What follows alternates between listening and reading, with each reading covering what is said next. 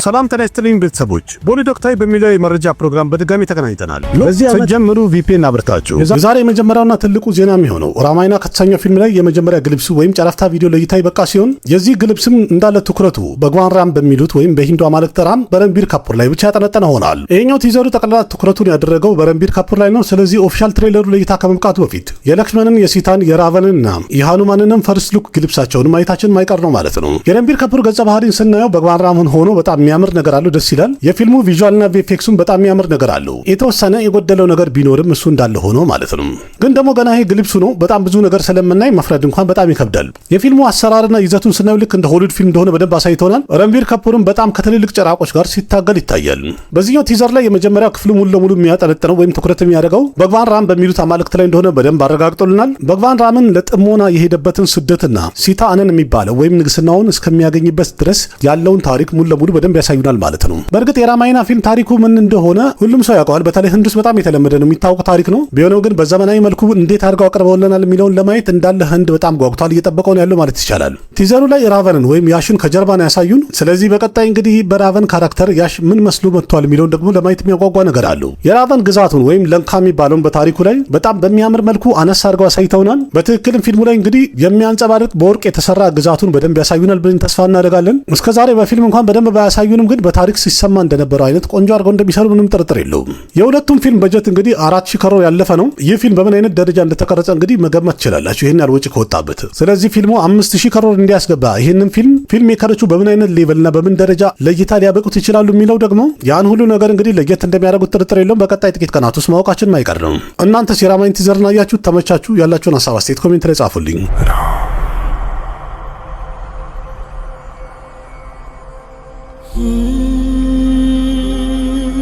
ቀጣይ ዜና ለክሽመን ኡዴከርና ቪኪ ኮሸል ቻቫ ሁለተኛውን ክፍል ይዘውልን ሊመለሱ እንደሆነ ተነግረዋል። አሁን ላይ ወጣ መረጃ እንደሚያሳየው ከሆነ ዳይሬክተሩ ለክሽመን ኡዴከር የሰንባጂ መሃራጅ ልጅ የሆነውን በሳሁ መሃራጅ ታሪክ ላይ አንድ ፊልም እየሰራ እንዳለ ተነግሯል። በዚህኛው ፊልም ላይም ቪኪ ኮሸል መሪ ተዋናይ ይሆንበታል ተብሏል። በ2025 ለእይታ በቅቶ ብላክባስተር የነበረው ቻቫ የተሰኘው ፊልም እርግጠኛ ነኝ ሁላችሁም አይታችሁታል። ይህ ፊልምም ቦክስ ኦፊስ ላይ በዓለም አቀፍ ደረጃ 800 ከሮር ማለፍ የቻለ ፊልም ነበረ። ቻቫ የተሰኘው ፊልም ስክሪን ፕሌዩ፣ ዳይሬክሽኑና ከቪኪ ኮሸል ጭምር የአክሽከና ትወናን ተመልካቹ በጣም ወዶትና ያደነቀው ፊልም ነበረ። ስለዚህ የፊልሙ ዳይሬክተር ለክሽመን ኡዴከር የቻቫ ሁለተኛው ክፍል ይዞ እየመጣ ነው ያለው። በቀጣይ ፊልም ላይም ቪኪ ኮሸል መሪ ተዋናይ ሲሆን በፊልሙ ላይም ሳሁ መሃራጅን ሆኖ ይጫወታል ማለት ነው።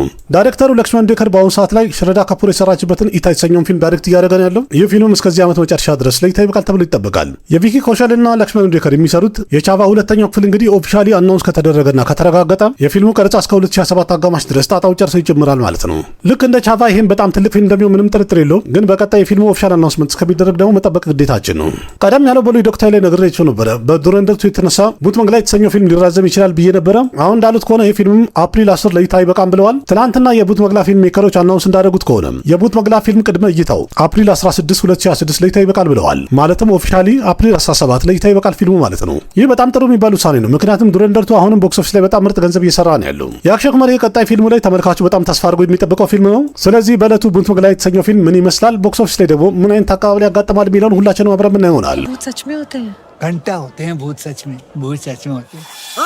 ኩዊን የተሰኘው ፊልም ሁለተኛው ክፍሉ ቀረጻውን አፕሪል ወር ላይ በዚሁ ዓመት ይጀምራል የተባለ ሲሆን ይህም ማለት ከንግና ራናውት በድጋሚ ኢራንን ሆና ኩዊን ሁለተኛው ክፍል ትጫወታለች ማለት ነው። የፊልሙ ርዕስ እስካሁን ድረስ አልተረጋገጠም። ግን የተረጋገጠው ነገር ቢኖር የኩዊን ፊልም ቀጣይ ታሪክ እንዳልሆነ ተረጋግጧል። ለየት ያለ ታሪክ ይዘው የሚመጡ ሲሆን በዚህ ፊልም ላይም ከንግና ራናውት መሪ ተዋናይ ትሆናለች ተብሏል። ይህንን ፊልም ቪጋስ ፔል ሲሆን ዳይሬክት የሚያደርገው ይህ ዳይሬክተርም የመጀመሪያ ክፍሉን ዳይሬክት አድርጎ የነበረው ዳይሬክተር ነው። የመጀመሪያ ክፍል እንደሚታወቀው 2014 ላይ ነበር ለእይታ ይበቃው። ተመልካቹን በጣም የወደደው ፊልም ነበረ። እንዲያም በዚህ ፊልም ላይ ባሳየችው ምርጥ ትወና ከንግና ራናውት ናሽናል አዋርድ ሁሉ መሸለም ችላ ነበረ።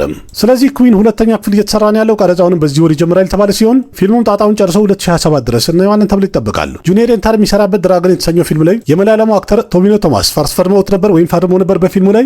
ግን በአሁኑ ሰዓት ላይ እንደተነገረው ከሆነ ቶሚኖ ቶማስ ከፊልሙ ወጥቷል ተብሏል። ቶሚኖ ቶማስ በተጠየቀ ሰዓት ላይ እንዳለው ከሆነ በአንድ ጊዜ ነው በጣም ብዙ ፊልሞችን እንኳን መስራት አልችልም። መላላም ውስጥኛ አንድ ፊልምን አንድ ጊዜ በሚዘጋጅ ቀረጻ ሁላችንም ጣጣውን ጨርሰን መጨረስ ነው የምፈልገው፣ የምናደርገው እንደዛ ነው። ግን ቴልጉ ውስጥ እንዳየሁት ከሆነ አንድ ፊልም ለመስራት ሌላው ቢቀር እንኳን 1 ዓመት ይፈጃል። ለአንድ ፊልም 3 ወር ጊዜ በቂ ነው ሰጣቸዋለሁ። 1 ዓመት ግን አብሬያቸው ምሰራም አይመስለኝም አልችልም ብለዋል። ስለዚህ የጊዜ እጥረት ስለተነሳና አለመግባባት ስለተፈጠረ ቶቢኖ ቶማስ የጁኒየር ኤንታር ድራገን የተሰኘው ፊልም ላይ አይተውንም ማለት ነው። የድራገን ፊልም ቀረጻ ፌብሩዋሪ 2025 ላይ ነው አንድ ብሎ ጀምሮ የነበረው። ግን የሚገርመው ነገር እስካሁን ድረስ የፊልሙ ቀረጻ አላለቀም። ቀረጻውን መቼ ይጨርሳል ለሚለው እንኳን ምንም አይነት የወጣ መረጃ የለም። ግን አንዳንድ መረጃዎች እንደሚያሳዩት ከሆነ 2026 መጨረሻ ወይም 2027 መጀመሪያ ላይ ፊልሙ ጣጣውን ጨርሶ ለእይታ ሊበቃ ይችላል ብለዋል። በ2026 በጣም ከሚጠበቁ ፊልሞች መሃል አንዱ የሆነው ፓትሪዮት የተሰኘው ፊልም የወጣበት ቀን እንደተቀየረ ተነግሯል። አሁን እንደተባለው ከሆነ ይህ ፊልም አፕሪል 23 ለእይታ ይበቃም ብለዋል። ሞሆንላልና መሞቲ የሰሩበት ይህ ፓትሪዮት የተሰኘው ፊልም መጀመሪያ አፕሪል 23 ለእይታ ይበቃል ብለው ነበረ። ግን አሁን እንደተባለው ከሆነ ከአንድ ሳምንት በኋላ ማለትም ሜይ 1 ላይ በዓለም አቀፍ ደረጃ ለእይታ ይበቃል ብለዋል። በዛውም አንድ ኦፊሻል ፖስተር የለቀቁ ሲሆን እዚህ ላይ እንደተጻፈው ከሆነ የፊልሙ ኦፊሻል ትሬለሩን አፕሪል 4 እንደሚለቁት በዛው አናውንስ አድርገዋል። ፖስተሩ ላይ ሞሆንላልና መሞቲ እጅግ በጣም መሳጭ በሆነ ካራክተር ወይም ገጸ ባህሪ ታይተውበታል። ስለዚህ በቀጣይ የፓትሪዮት ፊልም ታሪኩ እንዴት ይሆናል የሚለው ደግሞ አብረን ይሆናል። ይህ ፓትሪዮት የተሰኘው ፊልም ይዘቱ አንድ ስፓይ አክሽን ትሪለር ፊልም ነው የተባለ ሲሆን ፊልሙንም ደግሞ ታዋቂ ዳይሬክተር መሄሽ ናናንም ነው ዳይሬክት ያደረገው። ስለዚህ የፓትሪዮት ኦፊሻል ትሬለሩን አፕሪል 4 ለእይታ የሚበቃ ሲሆን አሁን እንደተነገረው ደግሞ ፊልሙ ጣጣውን ጨርሶ ሜይ 1 ላይ በዓለም አቀፍ ደረጃ ለሲኒማ እይታ ይበቃል ብለውናል። ቴሪ ባቶሜ ሳውል ጃጂያ የተሰኘው ፊልም ሁለተኛ ክፍል እንደሚሰራለት አናውንስ ተደርጓል። በዚህኛው ፊልም ላይም ሻሂድ ካፑርና ክሪቲ ሴነን መሪ ተዋናይ እንደሚሆኑ አናውንስ ተደርጓል። ሻሂድ ካፑርና ክሪቲ ሴነን የሰሩበት ቴሪ ባቶሜ ሳውል ጃጂያ የተሰኘው ፊልም 2024 ላይ ነበር ለእይታ ይበቃው። የፊልሙ በጀትም 75 ከሮር ነበረ። ፊልሙ በዓለም አቀፍ ደረጃ ከ133 ከሮር በላይ በመሰብሰብ ሂት ሆኖ ነበረ። የመጀመሪያ ፊልም ተወዳጅ ስለሆነና ስኬታማ ስለሆነ ማዶግ ስቱዲዮ ሁለተኛው ክፍል ለመስራት እንግዲህ ዝግጅታቸውን ጀምረዋል። አሁን እንደተባለው ከሆነ በዚህኛው ፊልም ላይ ጃንቪ ካፑርም አብራ ትጫወታለች፣ ትገባበታለች ተብሏል። አሁን እንደተባለው ከሆነ የሁለተኛው ክፍል ታሪክ በጣም የሚስብና ለየት ያለ ይሆናል ተብሏል። ምክንያቱም በሁለተኛው ክፍል ላይ ጃንቪ ካፑር እጅግ በጣም ለየት ያለ ካራክተር ተሰጥቷት ትጫወትበታለች የተባለ ፊልም ሆኗል። ቴሪ ባቶሜ ሳውል ጃጂያ የተሰኘው ፊልም ሁለተኛው ክፍል ለመስራት እንግዲህ ዝግጅታቸውን አሁን አንድ ብሎ ጀምረዋል። ስለዚህ በቀጣይ ጥቂት ቀናት ከዚህ ፊልም ጋር የተያዘ ትልቅ አፕዴቶች ለእይታ ይበቃሉ ወይም ይወጣሉ ማለት ነው። ሌላኛው ዜና ደግሞ ሁላችንም የምንወደው ጁማንጂ የተሰኘው ፊልም ቀጣይ ፊልሙን ሙሉ ለሙሉ ቀረጻውን ጨርሷል ተብሏል። በእርግጥ የዚህ ፊልም አሁን የተሰራ ያለው ወይም ጣጣውን የጨረሰው 5ኛ ፊልም ነው። ግን ዘቱራ የተሰኘውን ፊልም እንኳን ከዚህ ሊስት ላይ ብናወጣው የጁማንጂ 4ኛ ፊልም ነው። ይህንንም ፊልም ጃክ ካስተን ነው ዳይሬክት ያደረገው። ጁማንጂ 4ኛው ክፍል ላይ ከድዋይን ጆንሰን ጋር ጃክ ብላክ፣ ኬቨን ሃርት፣ ኬሪን ግለን እና ኒክ ጆናንሰን አብረው ይጫወቱበታል። ስለዚህ ይሄኛውን ፊልም በኮሜዲ የተሞላ አክሽን አድቬንቸር ታሪክ እንደሚኖረው አናውንስ ተደርጓል ወይም ተገልጿል። ቲዘሩ መቼ እንደሚለቀቅ እንኳን አናውንስ አልተደረገም፣ ግን ቀረጻው እንደጨረሱ ተነግሯል። ስለዚህ የጁማንጂ 4 ቲዘሩ በቅርብ ቀን የሚለቀቅ ሲሆን ቀደም ብሎ እንደተነገረው ከሆነ በዚህ ዓመት ክሪስማስ በሚደርስ ሰዓት ላይ ለእይታ ይበቃል ተብሏል። ጁማንጂ 4ኛው ክፍል ዲሴምበር 25 ለእይታ የሚበቃ ሲሆን የሻሩካን ኪንግ ደግሞ ዲሴምበር 24 ለእይታ ይበቃል ተብሏል። ግን ከዛ በፊት ደግሞ ዲሴምበር 18 አቬንጀርስ ዱምስዴይ፣ ከዛ ሌላ ደግሞ ዲዩን 3ኛው ክፍልም ለእይታ ይበቃል ተብሏል። ጁማንጂ፣ አቬንጀርስ እና ዲዩን የተሰኙ ፊልሞች ደግሞ በህንድ ውስጥም ቢሆን በዓለም አቀፍ ደረጃ በጣም ተመልካች አላቸው የሚጠበቁ ፊልሞች ናቸው። ስለዚህ አሁን ትልቁ ጥያቄ እውነትም የሻሩካን ኪንግ ዲሴምበር 24 ለእይታ ይበቃል የሚለው ነው። ይሄ ሁሉ ሲታይ እንኳን ትንሽ አጠራጣሪ ነገር ታይቶኛል። ግን በቀጣይ ደግሞ የሚሆነው ስለማይታወቅ አብረን ምን ይሆናል። በእርግጥ አሁን አንዳንድ መረጃዎች እንደሚያሳዩት ከሆነ ማርቨል ስቱዲዮ ዱምስዴይ የተሰኘውን ፊልም ቀኑን እንደሚቀይርና የሚወጣበት ቀን እንደሚያራዝም እየተነገረ ነው ያለው። ግን ደግሞ ከአቬንጀርስ ጋር አብሮ ዲዩን የተሰኘው ፊልም 3ኛው ክፍል ለእይታ ይበቃል ተብሏል። በዛ ላይ ከ5 ቀን በኋላ ማለትም ዲሴምበር 23 ደግሞ አንግሪ በርድ የተሰኘው 3ኛው ክፍልም ለእይታ ይበቃል ተብሏል። አኒሜሽኑ ከ2 ቀን በኋላ ደግሞ የጁማንጂ 4ኛው ክፍል ለእይታ ይበቃል ማለት ነው። እነዚህ ማለት እንግዲህ የሆሊውድ ትልልቅ ፊልሞች ሲሆኑ በዓለም አቀፍ ደረጃ ተመልካቹ ያለ ትዕግስት የጠበቃቸው ያለችው ፊልሞች ናቸው። ግን ደግሞ እነዚህም ፊልሞች አንደኛው በሌላኛው ላይ ጫና ይፈጥራል። ክላሽ ማድረጋቸው እንደዚህ በተቀራራቢ ቀን መለቀቃቸው አልተወደደም ወይም ጥሩ አይደለም እየተባለ ነው። ስለዚህ አንዳንድ መረጃዎች እንደሚያሳዩት ከሆነ አንድ ሳምንት ቀደም ብሎ አቬንጀርስ ዱምስዴይ የተሰኘው ፊልም ዲሴምበር 11 ሊለቀቅ ይችላል እየተባለ ነው። በእርግጥ ስለዚህ ጉዳይ ማርቨል ስቱዲዮ ምንም ነገር አልተናገሩም። ግን ከፍተኛ ቻንስ አለው ወይም ብዙ ቻንስ አለው እየተባለ ነው። በቀጣይ እንግዲህ ማርቨል ስቱዲዮ ስለዚህ ጉዳይ ምን ይላል የሚለውን ደግሞ አብረን ምንሰማ ይሆናል። ኪንግን አስጨነቁት እኮ በእናትህ። ቀጣዩ በአሁኑ ሰዓት ላይ በጣም እየተወራ ያለው ትልቁ ዜና ሰልማን ካንና ቫንሲ ፔድፈሊ የሚሰሩት ፊልም ተረጋግጧል ተብሏል። ከ3 ቀን በፊት ሰልማን ካን ራሱ በራሱ ሶሻል ሚዲያ አካውንት ከዳይሬክተሩ ቫንሲ ፔድፈሊ ጋር አንድ ላይ ሆኖ አንድ ፎቶ ሼር ያደረገ ሲሆን ስለዚህ ይሄ ዜና ትክክል ሆኗል ማለት ነው። የሰልማን ካን ቀጣይ ፊልሙን ቫንሲ ፔድፈሊ የተባለው ዳይሬክተር ዳይሬክት የሚያደርገው ሲሆን ፊልሙን ደግሞ ዲል ራጁ የተባለው ፕሮዲውሰር ፕሮዲውስ ያደርገዋል ማለት ነው። ቫንሲ ፔድፈሊ አንድ የቴሉጉ ዳይሬክተር ሲሆን ቀደም ብሎም ያቫዱ፣ ኮፕሪ፣ መሃሺቭ እና ቨርሱ የመሳሰሉ ታዋቂ ፊልሞችን ዳይሬክት አድርጎ ነበር። የመጨረሻ ፊልሙ በ2023 ነበር ለእይታ የበቃው ቨርሱ የተሰኘው ፊልም። ፊልሙ ቦክስ ኦፊስ ላይ ጥሩ አቀባበል አግኝቷል የሚባል ነበር። የፊልሙ አክተር ሰልማን ካን ደግሞ ስለሱ ስናይ ሰልማን ካን አንድ ፊልም ይሰራል ሲባል ተመልካቹ ሁሉ ተስፋ አድርጎ የሚጠብቀው ነው። ግን የመጨረሻ ፊልሙ ሲከንደር አምና ለእይታ የበቃው ፍሎፕ ሆኖ ነበረ። ከሲከንደር በኋላ የሰልማን ካን ቀጣይ ፊልሙ መጥሉቡ የተሰኘው ፊልም ሲሆን ግን የፊልሙ ቲዘርና ሙዚቃ በተመልካቹ መሃል መወደድ ያለበትን ወይም መወራት ያለበትን ደረጃ አልደረሰለትም። ስለ መጥሉቡ ስናይ እንኳን በአሁኑ ሰዓት ላይ ብዙ የተወራ አይደለም። ሃይፑ በጣም የወረደ ነው። ግን ደግሞ የሰልማን ካን ፊልም ነውና ጥሩ አቀባበል ወይም ጅምሩ አሪፍ እንደሚሆን ምንም ጥርጥር የለውም። ግን ቦክስ ኦፊስ ላይ እንዴት ይሆናል የሚለውን ደግሞ አብረን ምን ይሆናል። ከቫንሲ ፔድፈሊ ጋር የሚሰራ ፊልም እንግዲህ ተረጋግጧል። እንደተባለ ከሆነ የፊልሙ ቀረጻም አፕሪል ወር ላይ ይጀምራል ተብሏል። ስለሚለቀቅበት ቀን እንኳን ብዙም የወጣ መረጃ የለም፣ ግን ብዙ ቻንስ ይኖረዋል ተብሎ የተገመተ ያለው ኢድ 2027 ለይታ ሊበቃ ይችላል ተብሎ ይጠበቃል። አንዳንድ መረጃዎች እንደሚያሳዩት ከሆነ በዚህ ፊልም ላይ ፊሜል ሊድ ሆና ወይም ሴት መሪ ተዋናይ ሆና ነይንታራ ትገባለች የተባለ ሲሆን አርቪን ሷሚም ደግሞ በፊልሙ ላይ ለየት ያለ ካራክተር እንዲጫወት እያናገሩት ነው ተብሏል። ቀደም ብሎ እዚህ ፊልም ላይ እንግዲህ አኒል ካፑር ይገባል ተብሎ ሲነገር ነበረ፣ ግን በአሁኑ ሰዓት ላይ ደግሞ አርቪን ሷሚን ሊያሰሩት ነው የሚለው ወሬ በጣም ሞቅ ብሎ ደመቅ ብሎ እየተሰማ ነው ያለው። አንዳንድ መረጃ እንደሚያሳይ ደግሞ ከአርቪን ሷሚ በፊት ለዚህኛው ካራክተር መጀመሪያ ፐርካሽ ራጅን አናግረውት ነበረ።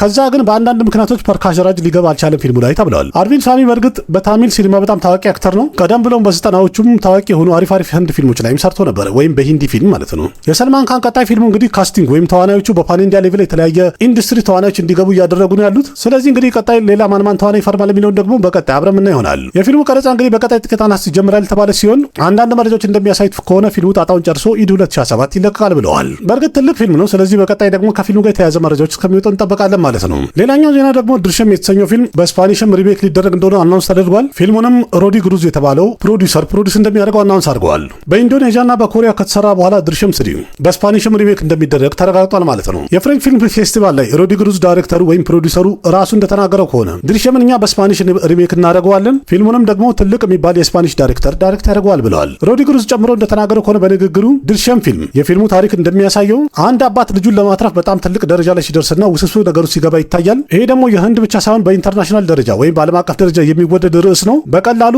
ስፓኒሽ ውስጥ ያሉ ተመልካቾችም ኮኔክት የሚያደርጉትና የሚሰማቸው የራሳቸው የሚያደርጉት ታሪክ ስለሆነ በሀገራችንም በቋንቋችን ብንሰራው ደግሞ ተመልካቾቻችን በጣም ይወዱታል ብለዋል። ስለ ተዋናዮቹና ስለ ዳይሬክተሮቹ እንኳን ብዙ መረጃም አልወጣም ወይም አልተናገረም፣ ግን በስፓኒሽ ፊልሙ ሪሜክ እንደሚደረግ ተረጋግጧል። በቀጣይ ጥቂት ቀናቱ ደግሞ ከፊልሙ ጋር የተያዙ ትልልቅ አፕዴቶች ይወጣሉ ማለት ነው። በቻይና እንኳን ይህን ፊልም ቀደም ብሎ ሪሜክ አድርገውት ነበር።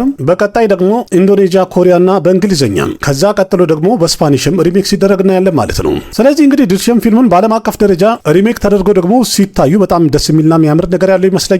የሚወጡ አፕዴቶች ካሉ ደግሞ ልክ እንደዚህ ይዤላችሁ ከችላለሁ። የሻሩክ ካን ቀጣይ ፊልሙ ኪንግ የተሰኘው ፊልም ወሳኝ የተባለ ቀረጻውን አፕሪል 9 ላይ ዱባይ ውስጥ ቀረጻ ያደርጋል ተብሎ ነበረ፣ ግን ሚድል ኢስት ላይ ባለ ጦርነት የተነሳ የኪንግ ፊልም ዱባይ ውስጥ የሚደረገው ቀረጻ ሙሉ ለሙሉ ካንስል ተደርጓል ተብሏል። በአሁኑ የሚቀረጸው የፊልሙ ሲን የነበረው ወይም ዱባይ ውስጥ ሊቀረጽ የነበረው የዱባይ በረሃ ላይ በጣም ትልልቅ የሚባሉና ኃይለኛ አክሽኖች ነበሩ የፊልሙ፣ ግን ጦርነቱ ሞቅ ብሎ ስለቀጠለ ዱባይ ውስጥ ያለውን የኪንግ ፊልም ቀረጻ ተቋርጧል ወይም ተሰርዟል ተብሏል። አንዳንድ መረጃዎች ደግሞ እንደሚያሳዩት ቀረጻ ያደርጉለትና በቪኤፍኤክስ ኤዲት አድርገው የዱባይ በረሃ ላይ አስመሰሉ ሊያቀርቡት ይችላሉ ወይም እየተዘጋጁ ያሉት የሚል መረጃ ወጥቷል። ኪንግ የተሰኘው ፊልም በአጠቃላይ ቀረጻውን 80% ያህል ጨርሷል ተብሏል። የቀረው 20% ቀረጻም ደግሞ በቀጣይ ጥቂት ቀናት ውስጥ ይጠናቀቃል ተብሏል። ስለ ሻሩክ ካን ቀጣይ ፊልም ኪንግ እንኳን ሁላችሁም ታውቃላችሁ ብዬ ተስፋ አደርጋለሁኝ። ታዋቂው ዳይሬክተር ሲዳርት አነንድ ዳይሬክት እያደረገለት ያለ ፊልም ነው። ይህም ተለቅ ያለ ከበድ ያለ አክሽን ፊልም ሲሆን ዲሴምበር 24 2026 በዓለም አቀፍ ደረጃ ለሲኒማ ይታይበቃል ተባለ ፊልም ነው። ሸክቲ ሻልን የተሰኘው ፊልም ላይ ቪት ኩማር ሲንግ የተባለው አክተር እንደፈረመ ተነግሯል። በዚህ ፊልም ላይም ቪለን ካራክተር ይዞ ይጫወታል ተብሏል። ሸክቲ ሻልኒ ማለት እንግዲህ የሆረር ኮሜዲ ዩኒቨርሱ ቀጣይ ፊልም ሲሆን ፊልሙንም አዲቲ ሰርቦርጃ ዳይሬክት የሚያደርገው ሲሆን በዚህ ፊልም ላይም ካኒት ፈዳጋ፣ ቪሻል ጀትዋና ቪት ኩማር ሲንግ ከፊት ቦታውን ይዘው የሚጫወቱበት ፊልም ሆነዋል። የፊልሙ ቀረጻ እንኳን ከተጀመረ ትንሽ ቆየት ብሏል፣ ግን ስለሚለቀቅበት ቀን እስካሁን ምንም የወጣ አፕዴት የለም። በእርግጥ በዚህ ዓመት ሊወጣ ይችላል ተብሎ እየተነገረ ነው ያለው። በቀጣይ ደግሞ ኦፊሻል አፕዴቱ ወይም የሚወጣበት ቀን አናውንስ ከሚደረግ እንጠብቃለን ማለት ነው። ማሱም ሁለተኛው ክፍል ሊሰሩ ከነስረዲን ሻንጋር፣ ሸባና አዝሚና መኖጅ ባጅፓይን ጨምሮ እንዳስፈረሙ ተነግሯል። የማሱም ፊልም ላይ ከፊት ቦታውን ይዘው የሚጫወቱ አክተሮች ሆነዋል። በ1993 ለይታ በቃ የነበረው ማሱም የተሰኘውን ፊልም በህንድ ሲኒማ ለእይታ ከቀረቡ ምርጥ ከሚባሉ ፊልሞች መሃል አንዱ ነው። እርግጠኛ ነኝ አይታችሁት ይሆናል። ተመልካቹን በጣም የወደደው ፊልም ነበረ። ማሱም ሁለተኛ ክፍል እንደሚሰራለት ገና ከ2023 ጀምሮ ነው ዳይሬክተር ሲናገር የነበረው። ቀደም ብሎም የፊልሙ ዳይሬክተር ሺከር ከፑር እንዳለው ከሆነ ማሱም ሁለተኛው ክፍሉን ሰራለታለሁ ወይም ይዤ እመጣለሁኝ፣ ርዕሱም ደግሞ ማሱም ዘ ኔክስት ጄኔሬሽን ይሆናል ብለዋል። የፊልሙ ፕላኒንግ 2023 ላይ ነበር የተጀመረው። የሚገርመው ነገር ግን እስካሁን ድረስ እንኳን የፊልሙ ቀረጻ አልተጀመረም። ቀረጻው መቼ ይጀምራል ስለሚለው እንኳን ምንም የወጣ መረጃ የለም እስካሁን ድረስ። ግን ልክ አፕዴት እንደወጣ ወይም መረጃ እንደወጣ ደግሞ በቦሊውድ ወቅታዊ መጥቻ አሳውቃቸዋለሁ።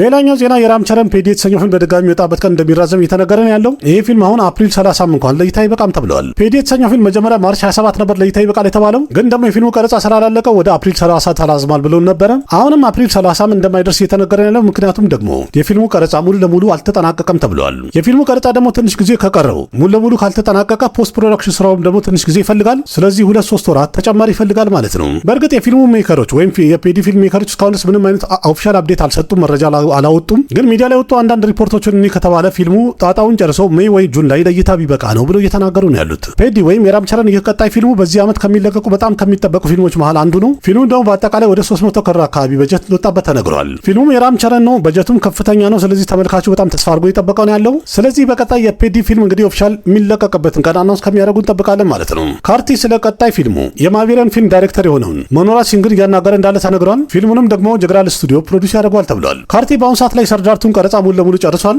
በአሁኑ ሰዓት ላይ የማርሻል ፊልም ቀረጻን እያደረገ እንዳለ ተነግሯል። ይህንን ፊልም ደግሞ ባንቢ ዳይሬክት የሚያደርገው ፊልም ነው። ከማርሻል በኋላ ካርቲ KT2 እንደሚሆን ተነግሮ ነበር ቀደም ብሎ። ግን የፊልሙ ዳይሬክተር ሎኬሽ ከነግራጅ ደግሞ ቀጣይ ፊልም ከአሉ አርጁን ጋር እንደሚያደርግ ተነግሯል። ስለዚህ KT ሁለተኛው ክፍል በጣም ይቆያል ማለት ነው። እንደኔ እንኳን KT2 አሁን በቅርቡ ይሰሩታል ብዬ ተስፋ አላደርግም። ግን የሚወጣ ከሆነ ደግሞ አብረን ምን ይሆናል። ምክንያቱም ከወጣ ሎኬሽ ከነግራጅ ነው ዳይሬክት የሚያደርገው ወይስ ሌላ ዳይሬክተር የሚለው ደግሞ አፕዴት እስከሚወጣ ድረስ እንጠብቃለን ማለት ነው። ግን የፈለገ ቢሆን KT2 ትንሽ ቆየት ይላል። ስለዚህ KT ለቀጣይ ፊልሙ መኖር አዝሚን እያናገረ እንዳለ እየተነገረ ነው ያለው። በቀጣይ እንግዲህ የካርቲና የሜዶንስ ቀጣይ ፊልማቸው ኦፊሻል አናውንስመንት እስከሚደረግ እንጠብቃለን ማለት ነው። ሰንጀይ ሚሽራና ኒና ጉብታ የተወኑበት ክራይም ትሪለር ይዘት ያለው ቨድ ሁለተኛው ክፍል በጥራት በኦቲቲ የሚለቀቅበት ቀን አናውንስ ተደርጓል። በ2023 ለእይታ ይበቃ የነበረው ቨድ የተሰኘው የመጀመሪያ ክፍል በጣም ተወዳጅነትን አግኝቶ ነበረ። የፊልሙ ታሪክም ሆነ የሰንጀይ ሚሽራ ትወና በጣም ተመልካቹን የመሰጠና ያስደሰተ ነበረ። ቨድ ሁለተኛው ክፍልም በጣም ቆንጆ ፊልም ነው። IMDb ላይ እንኳን ያገኘው 7.6 ሬት ማግኘት ችሏል። በእርግጥ ቦክስ ኦፊስ ላይ ብዙ አቀባበል አላገኘም። ይህም ማለት ደግሞ በጣም ብዙ ሰው በሲኒማ አላየውም ማለት ነው። ስለዚህ አሁን ፊልሙ በጥራት ኔትፍሊክስ ላይ ለእይታ በቅቷል። ከዛሬ ከአፕሪል 3 ጀምሮ ለእይታ በቅቷል። ቀደም ብሎ እናንተም ስክሪኑ አይታችሁ ከነበረ ከመጀመሪያ ክፍል አኳያ ሁለተኛውን ክፍል እንዴት አገኛችሁት? ያላችሁን ሀሳብ አስተያየት ኮሜንት ላይ ጻፉልኝ።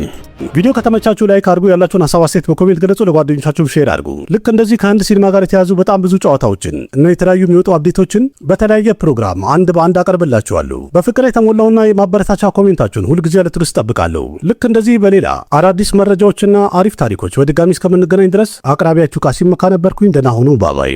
እኔ አማርኛ መናገሪያ ይግረማችሁ ይልቅ ይህን ቻናል ሰብስክራይብ ብታደረጉ የበለጠ አዳዲስና ምርጥ ስለምታገኙ ቻናሉን ሰብስክራይብ በማድረግ ቤተሰብ እንድትሆኑ በአክብሮት እንጠይቃለን።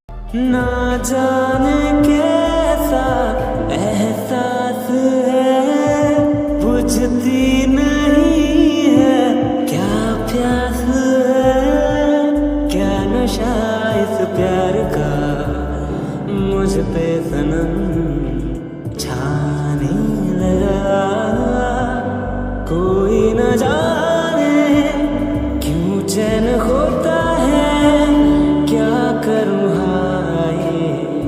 कुछ कुछ होता है क्या करूँ हाय कुछ कुछ होता है।